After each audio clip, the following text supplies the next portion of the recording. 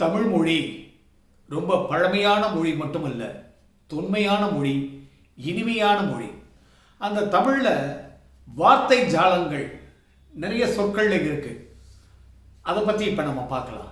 உதாரணத்துக்கு, சட்டியிலே இருந்தால் அகப்பையில் வரும் அப்படின்றதுக்கு என்ன அர்த்தம்னு கேட்டோம்னா, ஆமாம், சட்டியில் சோறோ குழம்போ இருந்தால் தானே அகப்பையில் எடுக்க முடியும் அப்படின்னு நிறைய பேர் சொல்லுவாங்க. ஆனால் அதுக்கு உண்மையான அர்த்தம் அது இல்லைங்க. குழந்தை பேறு இல்லாதவர்கள், குழந்தை பாக்கியம் இல்லாதவர்கள் சஷ்டியில் இருந்தால், அதாவது சஷ்டியில் விரதம் இருந்தால் அகமாகிய பையில் குழந்தை பேறு வரும். சஷ்டியில் இருந்தால் அகப்பையில் வரும். அதுதான் உண்மையான அர்த்தம். அதை நிறைய பேர் சட்டியில் இருந்தால் தானே அகப்பையில் வரும், சட்டியில் இருந்தால் தானே அகப்பையில் வரும்னு சொல்லுவாங்க. இந்த மாதிரி இன்னும் நிறைய வார்த்தைகள் இருக்குங்க. களவும் கற்று மர அப்படின்னு ஒரு வார்த்தை இருக்கு.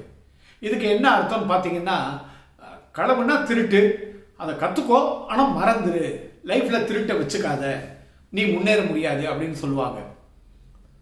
ஒரு வார்த்தை நீ திருட கற்றுக்கோ ஆனால் மறந்துரு அப்படின்னு சொல்லுவாங்களா? நம்ம முன்னோர்கள் அப்படி சொல்லியிருப்பாங்களா? கிடையாது. அதோட உண்மையான அர்த்தம் என்னன்னு பார்த்தீங்கன்னா, களவும் அற்று மர. களவுன்னா திருட்டு, அற்றுன்னா புறம் பேசுதல். எழுத்து வீட்டுக்காரனை பற்றி, பக்கத்து வீட்டுக்காரனை பற்றி, நண்பர்களை பற்றி புறம் பேசுவோம்ல, அந்த புறம் பேசுதல், திருட்டையும் புறம் பேசுதலையும் உன் வாழ்க்கையில நீ கடைபிடிக்காத, மறந்துரு அப்படின்றது தான் களவும் அற்று மர. அது அப்படியே காலப்போக்கில் மருவி களவும் கத்து மர அப்படின்ற மாதிரி வந்துருச்சு. அடுத்தது பார்த்தீங்கன்னா, அரியும் சிவனும் ஒன்று, அறியாதவன் வாயில மண்ணு. இதை பற்றி நிறைய பேர்கிட்ட கேட்டோம்னா, ஆமாம்மா, சிவனும் பெருமாளும் ஒன்று தான், இது கூட தெரியலன்னா உன் வாயில் மண்ணு அப்படின்ற மாதிரி அதுக்கு ஒரு விளக்கம் சொல்லுவாங்க. இதுக்கு உண்மையான அர்த்தம் என்னன்னு பார்த்தீங்கன்னா, அரியும் சிவனும் ஒன்று, அறியாதவன் வாயில் மண்ணு.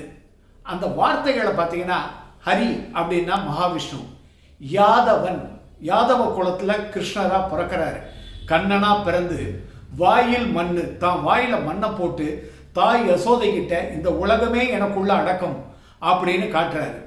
ஹரி யாதவன் வாயில் மண்ணு, இதுதான் இதோட அர்த்தம். ஹரியும் சிவனும் ஒன்று, ஹரி யாதவன் வாயில் மண்ணு. அது ஃபாஸ்டா சொல்லும் போது ஹரியும் சிவனும் ஒன்று, அறியாதவன் வாயில மண்ணு, இது கூட தெரியலன்னா உன் வாயில மண்ணு அப்படின்ற மாதிரி காலப்போக்கில் அது மறிவிடுச்சு. நிறைய பேர் இதான் அர்த்தம்னு நினைச்சுக்கிட்டு இருக்காங்க. இந்த தகவல் உங்களுக்கு பிடிச்சிருந்ததுன்னா உங்கள் நண்பர்களுக்கு ஷேர் பண்ணுங்கள், எங்கள் சேனலை சப்ஸ்கிரைப் பண்ணுங்கள்.